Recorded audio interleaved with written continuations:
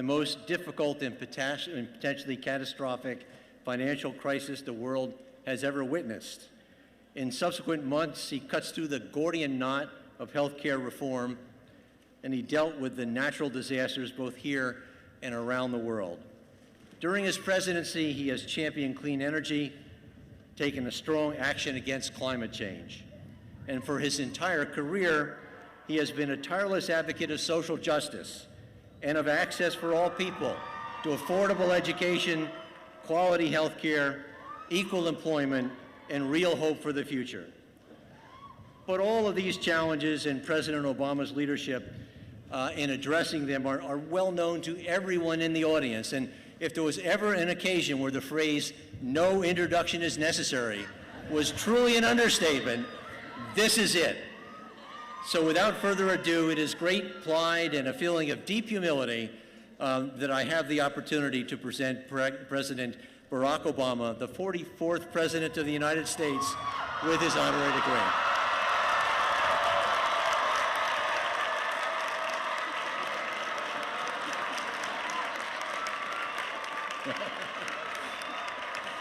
Barack H. Obama, by the authority vested in me by the boards of governors and trustees of Rutgers, the State University of New Jersey, I am deeply honored to confer upon you the degree of Doctor of Laws, honoris causa, with all the rights, responsibilities, privileges, and immunities to which it is entitled. In token of this, I present you with this diploma and direct that you be vested in the hood emblematic of the degree.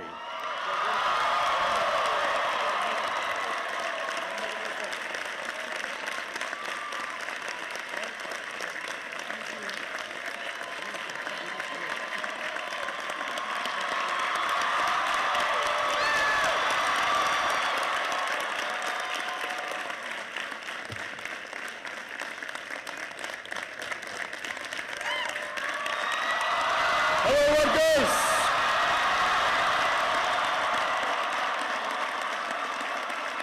Are you well? Thank you so much. Thank you, everybody. Please have a seat. Thank you, President Barchi, for that introduction. Let me congratulate my extraordinarily worthy fellow honorary Scarlet Knights, Dr. Burnell and Bill Moyers. Matthew, good job. If you are interested, we can talk after this.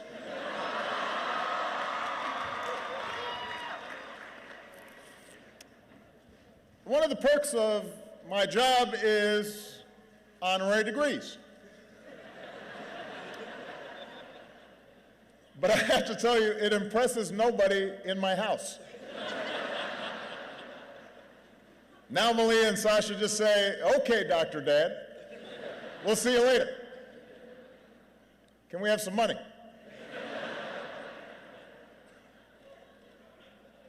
To the Board of Governors, to Chairman Brown, to Lieutenant Governor Guadagno, Mayor Cahill, Mayor Waller, members of Congress, Rutgers administrators, faculty, staff, friends, and family, thank you for the honor of joining you for the 250th anniversary of this remarkable institution.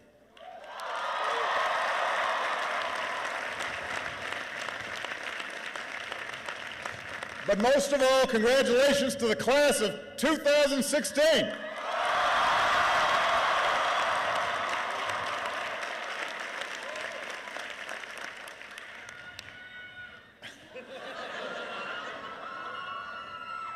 I come here for a simple reason: to finally settle this pork roll versus Taylor ham question.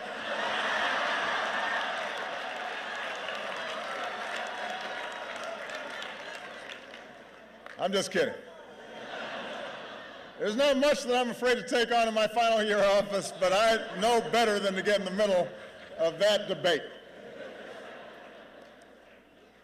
The truth is, Rutgers, I came here because you asked. Now, it's true that a lot of schools invite me to their commencement every year, but you are the first to launch a 3-year campaign. Emails, letters, tweets, YouTube videos. I even got 3 notes from the grandmother of your student body president. And I have to say, that really sealed the deal. That was smart because I have a soft spot for grandmas. So I'm here off exit 9 on the banks of the old Raritan at the site of one of the original 9 colonial colleges. Winners of the first ever college football game. One of the newest members of the Big Ten. Home of what I understand to be a grease truck for a fat sandwich.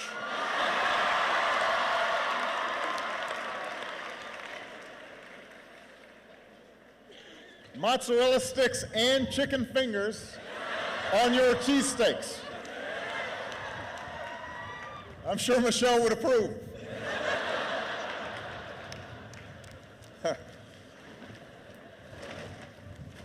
But somehow, you have survived such death-defying acts.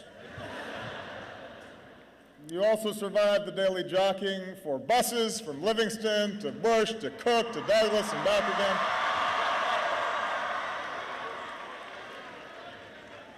I suspect that a few of you are trying to survive this afternoon after a late night at Old Queen's.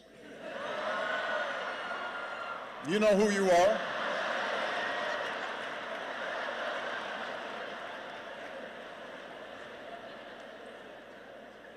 But, however you got here, you made it. You made it. So today you join a long line of Scarlet Knights whose energy and intellect have lifted this university to heights its founders could not have imagined. 250 years ago, when America was still just an idea, a charter from the royal governor, Ben Franklin's son, established Queens College. A few years later, a handful of students gathered in a converted tavern for the first class. And from that first class in a pub, Rutgers has evolved into one of the finest research institutions in America.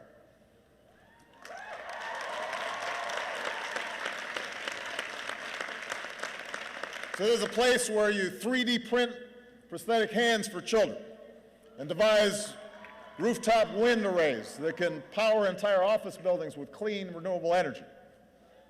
Every day, tens of thousands of students come here to this intellectual melting pot, where ideas and cultures flow together among what might just be America's most diverse student body.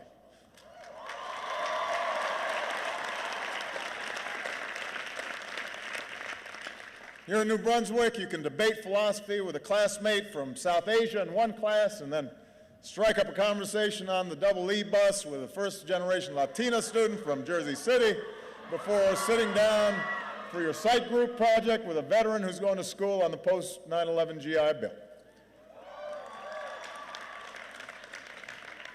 America converges here.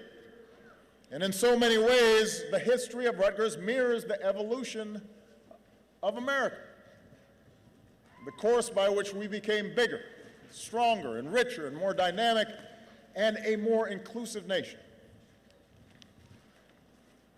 But America's progress has never been smooth or steady.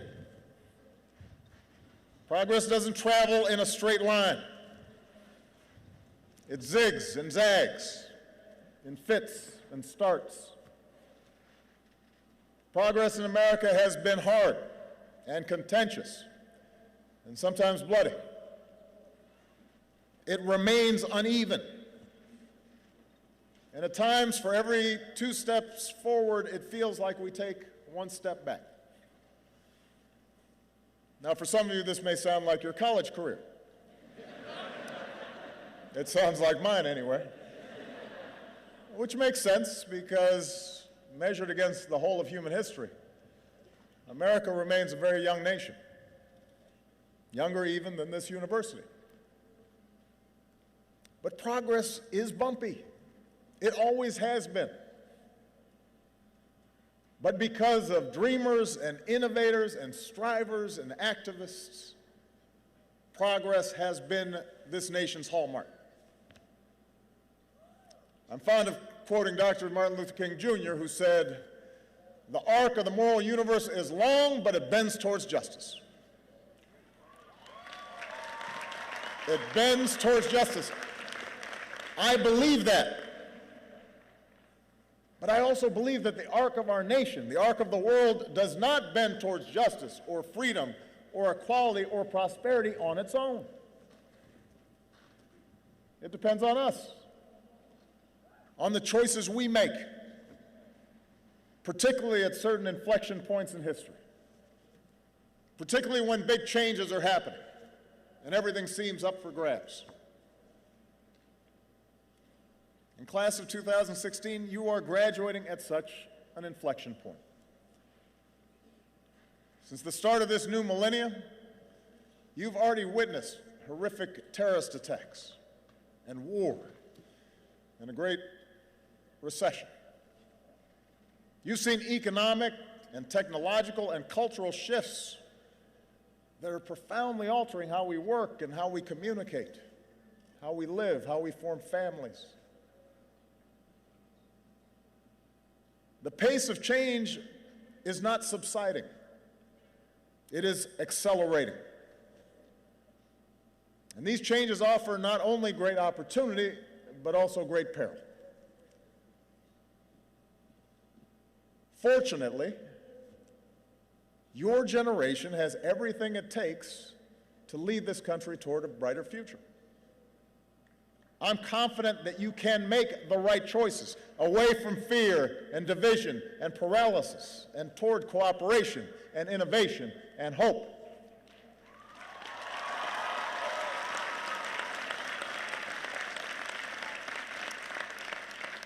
Now, partly I'm confident because on average you're smarter and better educated than my generation, although we probably had better penmanship. And we're certainly better spellers. We did not have spell check back in my day. You're not only better educated, you've been more exposed to the world, more exposed to other cultures. You're more diverse. You're more environmentally conscious. You have a healthy skepticism for conventional wisdom. So you've got the tools to lead us. And precisely because I have so much confidence in you, I'm not going to spend the remainder of my time telling you exactly how you're going to make the world better. You'll figure it out. You'll look at things with fresh eyes, unencumbered by the biases and blind spots and inertia and general crankiness of your parents and grandparents and old heads like me. But I do have a couple of suggestions that you may find useful as you go out there and conquer the world. Point number one, when you hear someone longing for the good old days, take it with a grain of salt. Take it with a grain of salt. We live in a great nation, and we are rightly proud of our history. We are beneficiaries of the labor and the grit and the courage of generations who came before. But I guess it's part of human nature, especially in times of change and uncertainty, to want to look backwards and long for some imaginary past when everything worked and the economy hummed and all politicians were wise and every child was well-mannered and America pretty much did whatever it wanted around the world. Guess what? It ain't so.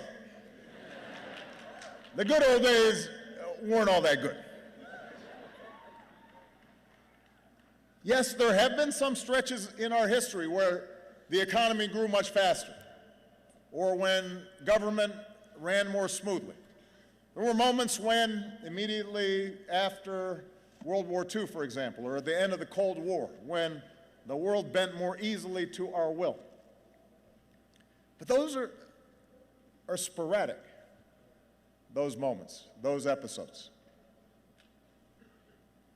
In fact, by almost every measure, America is better, and the world is better than it was 50 years ago, or 30 years ago, or even 8 years ago.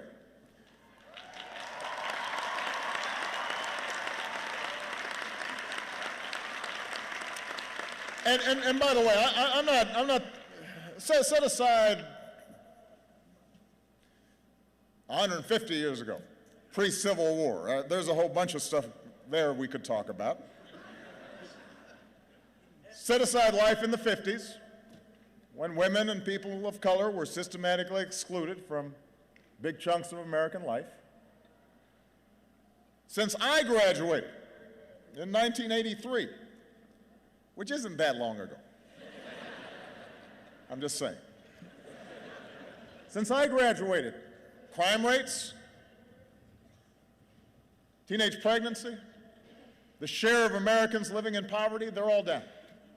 The share of Americans with college educations have gone way up. Our life expectancy has as well. Blacks and Latinos have risen up the ranks in business and politics. More women are in the workforce. They're earning more money. Although it's long past time that we pass laws to make sure that women are getting the same pay for the same work as men.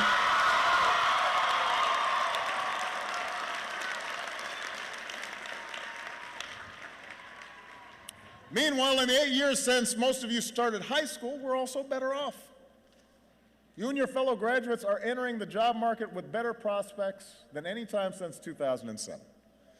20 million more Americans know the financial security of health insurance. We're less dependent on foreign oil. We've doubled the production of clean energy. We have cut the high school dropout rate. We've cut the deficit by 2/3. Marriage equality is the law of the land.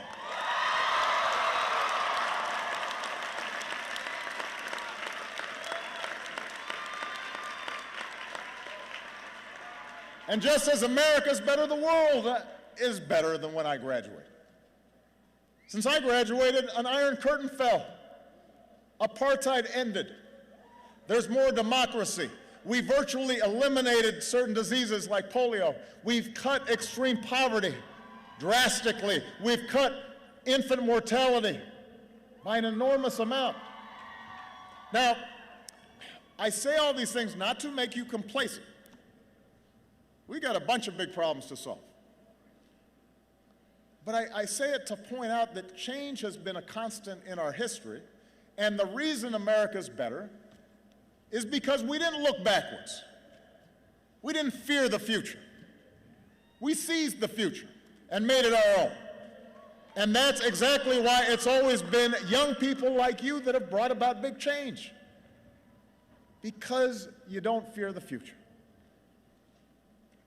And that leads me to my second point. The world is more interconnected than ever before, and it's becoming more connected every day. Building walls won't change that.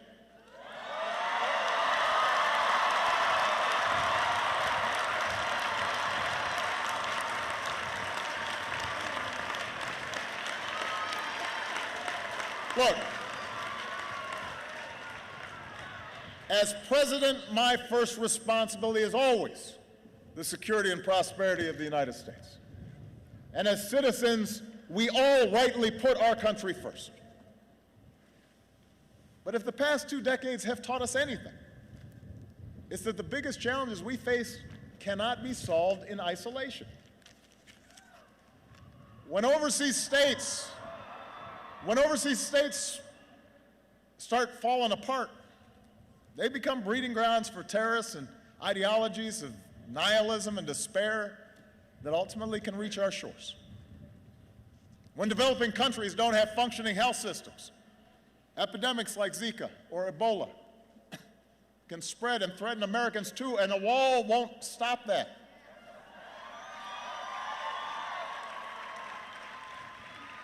If we want to close loopholes that allow large corporations and wealthy individuals to avoid paying their fair share of taxes, we've got to have the cooperation of other countries in a global financial system to help enforce financial laws.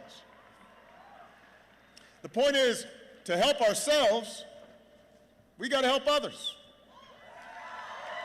Not pull up the drawbridge and try to keep the world out. And engagement does not just mean deploying our military. There are times where we must take military action to protect ourselves and our allies.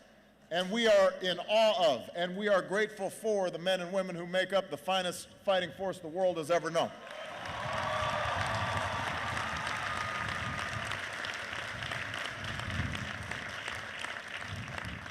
But I worry if we think that the entire burden of our engagement with the world is up to the 1% who serve in our military. And the rest of us can just sit back and do nothing. They can't shoulder the entire burden. Engagement means using all the levers of our national power and rallying the world to take on our shared challenges. You look at something like trade, for example. We live in an age of global supply chains and cargo ships that crisscross oceans and online commerce that can render borders obsolete. And a lot of folks have legitimate concerns with the way globalization has progressed. That's one of the changes that's been taking place. Jobs shipped overseas, trade deals that sometimes put workers and businesses at a disadvantage. But the answer isn't to stop trading with other countries. In this global economy, that's not even possible. The answer is to do trade the right way by negotiating with other countries so that they raise their labor standards and their environmental standards. And we make sure they don't impose unfair tariffs on American goods or steal American intellectual property. That's how we make sure that international rules are consistent with our values, including human rights. And ultimately, that's how we help raise wages here in America. That's how we help our workers compete on a level playing field. Building walls won't do that. It won't boost our economy, and it won't enhance our security either. Isolating or disparaging Muslims, suggesting that they should be treated differently when it comes to entering this country, that is not just a betrayal of our values.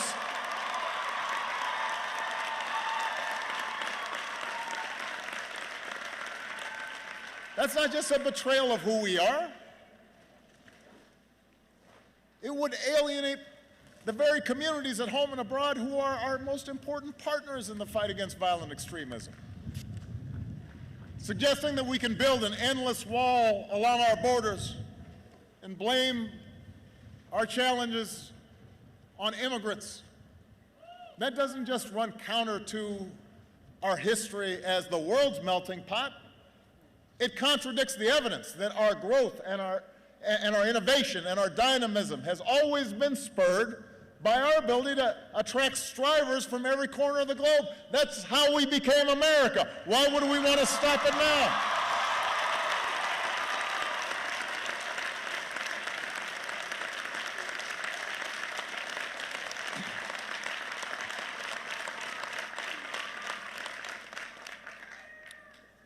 Can't do it. Which brings me to my third point. Facts, evidence, reason, logic, an understanding of science, these are good things. These are qualities you want in people making policy. These are qualities you want to continue to cultivate in yourselves as citizens.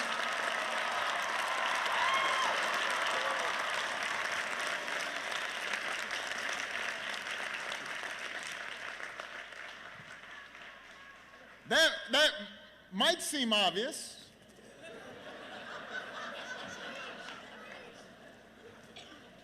You know, that's why we honor Bill Moyers or Dr. Brunel. We traditionally have valued those things, but if you were listening to today's political debate, you might wonder where this strain of anti-intellectualism came from.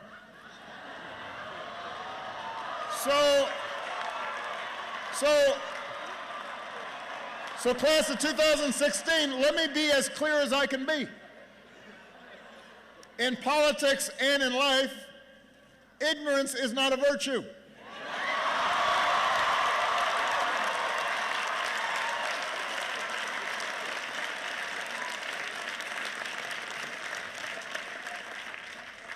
It's not cool to not know what you're talking about. That's not keeping it real or telling it like it is. That's not challenging political correctness. That's just not knowing what you're talking about. And yet we've become confused about this. Look, our nation's founders, Franklin, Madison, Hamilton, Jefferson, they were born of the Enlightenment. They sought to escape superstition and sectarianism and tribalism and know-nothingness. They believed in rational thought and experimentation and the capacity of informed citizens to master our own fates. That is embedded in our constitutional design. That spirit informed our inventors and our explorers, the Edisons and the Wright brothers, and the George Washington Carvers and the Grace Hoppers, and the Norman Borlaugs and the Steve Jobs. That's what built this country. And today, in every phone in one of your pockets, we have access to more information than at any time in human history at a touch of a button. But ironically, the flood of information hasn't made us more discerning of the truth. In some ways, it's just made us more confident in our ignorance. We assume whatever's on the web must be true. We search for sites that just reinforce our own predispositions. Opinions masquerade as facts. The wildest conspiracy theories are taken for gospel.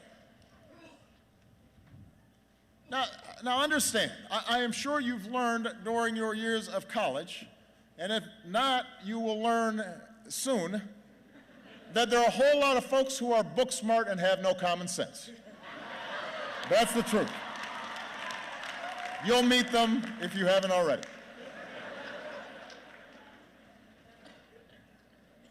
So the fact that they got a fancy degree, you got to talk to them to see whether they know what they're talking about. Qualities like kindness and compassion, honesty, hard work, they often matter more than technical skills or know-how. But when our leaders express a disdain for facts, when they're not held accountable for repeating falsehoods and just making stuff up, while actual experts are dismissed as elitists, then we've got a problem. It's interesting that if we get sick, we actually want to make sure the doctors, like going to medical school, they know what they're talking about. If we get on a plane, we say we really want a pilot to be able to pilot the plane. And yet in our public lives, we suddenly think, I don't want somebody who's done it before.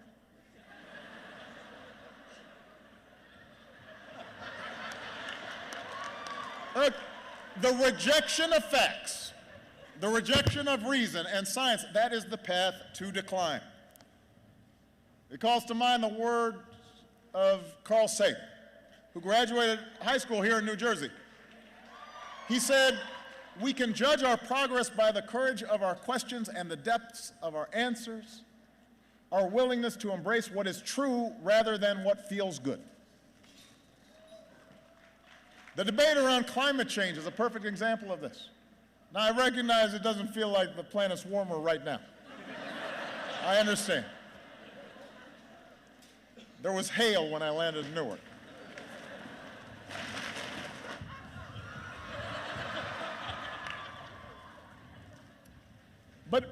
But think about the climate change issue. Every day, there are officials in high office with responsibilities who mock the overwhelming consensus of the world's scientists that human activities and the release of carbon dioxide and methane and other substances are altering our climate in profound and dangerous ways.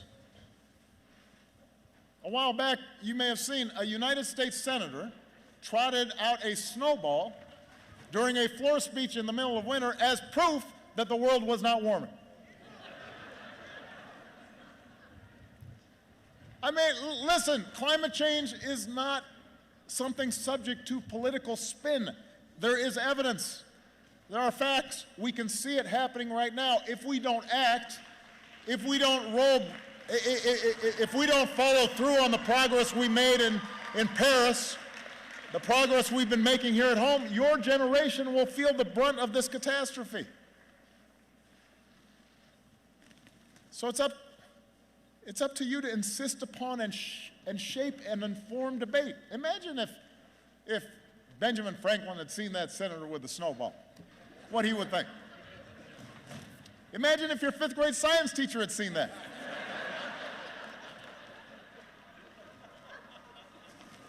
He'd get a D.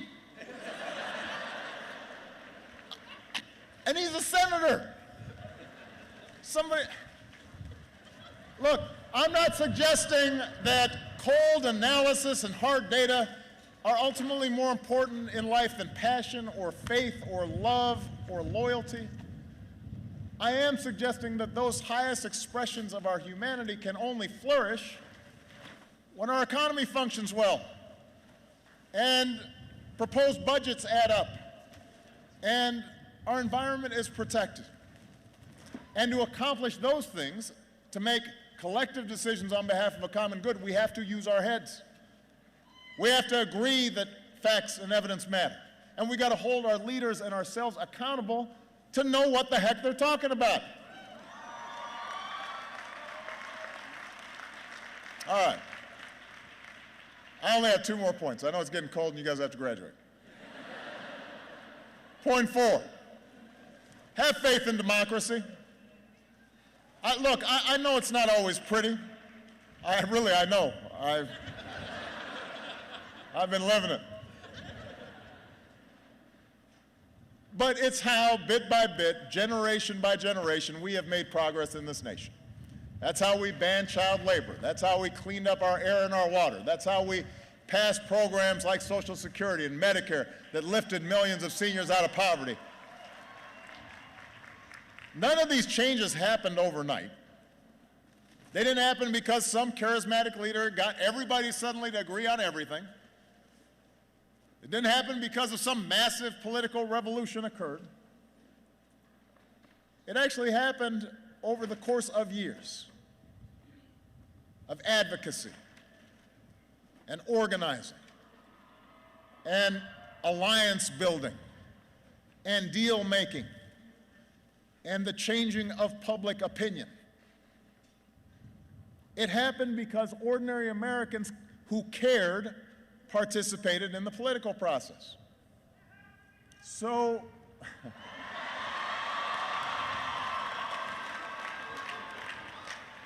well, that's nice. I mean, I helped, but look, if you want to change this country for the better, you better start participating. I'll give you an example on a lot of people's minds right now, and that's the growing inequality in our economy. Over much of the last century, we've unleashed the strongest economic engine the world has ever seen, but over the past few decades, our economy's become more and more unequal. The top 10% of earners now take in half of all income in the U.S. In the past, it used to be a top CEO made 20 or 30 times the income of the average worker. Today, it's 300 times more. Wages aren't rising fast enough for millions of hard-working families. Now, if we want to reverse those trends, There are a bunch of policies that would make a real difference. We could raise the minimum wage. We could modernize our infrastructure. We could invest in early childhood education. We could make college more affordable. We could close tax loopholes on hedge fund managers and take that money and give tax breaks to help families with child care or retirement. And if we did these things, then we'd help to restore the sense that hard work is rewarded, and we could build an economy that truly works for everybody. Now, the reason some of these things have not happened, even though the majority of people approve them, is really simple. It's not because I wasn't proposing them. It wasn't because the facts and the evidence showed they wouldn't work. It was because a huge chunk of Americans, especially young people, do not vote. In 2014, voter turnout was the lowest since World War II. Fewer than 1 in 5 young people showed up to vote. 2014. And the 4 who stayed home determined the course of this country just as much as the single one who voted, because apathy has consequences. It determines who our Congress is. It determines what policies they prioritize. It even, for example, determines whether a really highly qualified Supreme Court nominee receives the courtesy of a hearing and a vote in the United States Senate. And yes, big money in politics is a huge problem. We've got to reduce its influence. Yes, special interests and lobbyists have disproportionate access to the corridors of power. But contrary to what we hear sometimes from both the left as well as the right, the system isn't as rigged as you think, and it certainly is not as hopeless as you think. Politicians care about being elected, and they especially care about being re-elected. And if you vote and you elect a majority that represents your views, you will get what you want. And if you opt out or stop paying attention, you won't. It's that simple. It's not that complicated. Now, one of the reasons that people don't vote is because they don't see the changes they were looking for right away. Well, guess what? None of the great strides in our history happened right away. It took Thurgood Marshall and the NAACP decades to win Brown versus Board of Education, and then another decade after that to secure the Civil Rights Act and the Voting Rights Act. And it took more time after that for it to start working. It took a proud daughter in New Jersey, Alice Paul, years of organizing marches and hunger strikes and protests and drafting hundreds of pieces of legislation and writing letters and giving speeches and working with congressional leaders before she and other suffragists finally helped win women the right to vote. Each stage along the way required compromise. Sometimes you took half a loaf. You forged allies. Sometimes you lost on an issue and then you came back to fight another day. That's how democracy works. So you've got to be committed to participating, not just if you get immediate gratification, but you got to be a citizen full-time all the time. And if participation means voting, and it means compromise and organizing and advocacy, it also means listening to those who don't agree with you. I know a couple of years ago, some folks on this campus got upset that Condoleezza Rice was supposed to speak at a commencement. Now, I don't think it's a secret that I disagree with many of the foreign policies of Dr. Rice and the previous administration. But the notion that this community or the country would be better served by not hearing from a former Secretary of State or shutting out what she had to say, I believe that's misguided. I don't think that's how democracy works best, when we're not even willing to listen to each other.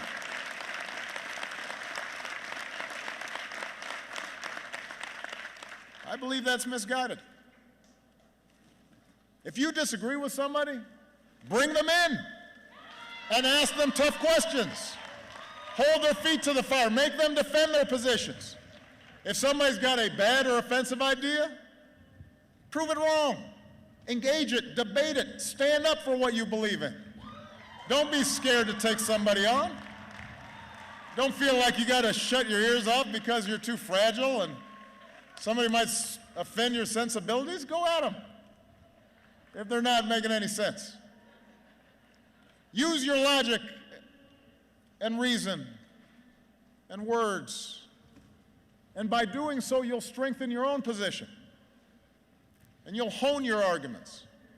And maybe you'll learn something and realize you don't know everything. And you may have a new understanding, not only about what your opponents believe, but maybe what you believe.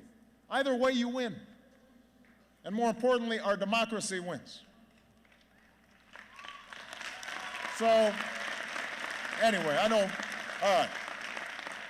That's it, class of 2016. A few suggestions on how you can change the world. Except maybe I've got one last suggestion, and just one. And that is, gear yourself for the long haul. Whatever path you choose, business, nonprofits, government, education, healthcare, the arts, whatever it is, you're going to have some setbacks. You will deal occasionally with foolish people. You will be frustrated. You'll have a boss that's not great. You won't always get everything you want, at least not as fast as you want it. So you have to stick with it. You have to be persistent. And success, however small, however incomplete, success is still success. I always tell my daughters, you know, better is good. It may not be great, perfect, it may not be great, but it's good. That's how progress happens in societies and in our own lives. So don't lose hope if sometimes you hit a roadblock. Don't lose hope in the face of naysayers. And certainly don't let resistance make you cynical. Cynicism is so easy. And cynics don't accomplish much. As a friend of mine who happens to be from New Jersey, a guy named Bruce Springsteen once sang, they spend their lives waiting for a moment that just don't come. Don't let that be you. Don't waste your time waiting. And if you doubt you can make a difference, look at the impact some of your fellow graduates are already making. Look at what Matthew's doing. Look at somebody like Yasmin Ramadan, who began organizing anti-bullying assemblies when she was 10 years old to help kids handle bias and discrimination. And here at Rutgers, helped found the Muslim Public Relations Council to work with administrators and police to promote inclusion. Look at somebody like Madison Little, who grew up dealing with some health issues and started wondering what his care would have been like if he lived someplace else. And so here at Rutgers, he took charge of a student nonprofit and worked with folks in Australia and Cambodia and Uganda to address the AIDS epidemic. Our generation has so much energy to adapt and impact the world, he said. My peers give me a lot of hope that we'll overcome the obstacles we face in society. That's you. Is it any wonder that I am optimistic? Throughout our history, a new generation of Americans has reached up and bent the arc of history in the direction of more freedom and more opportunity and more justice. And class of 2016, it is your turn now to shape our nation's destiny as well as your own. So get to work. Make sure the next 250 years are better than the last. Good luck. God bless you. God bless this country we love. Thank you.